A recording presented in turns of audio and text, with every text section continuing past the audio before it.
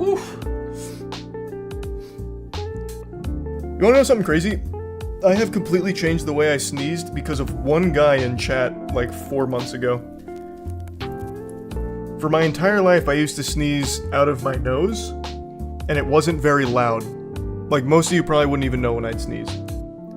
But I did that one time on stream 4 months ago, and the guy said, "Charles, don't do that. You can give yourself an aneurysm if you hold it in like that." And I fucking panicked, and now I just sneeze out of my mouth like an absolute cannon explosion.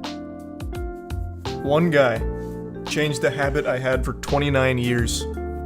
And I don't even know if he was being honest, or if that's a real thing. I never even looked it out. Or looked it up. I just took him at his word.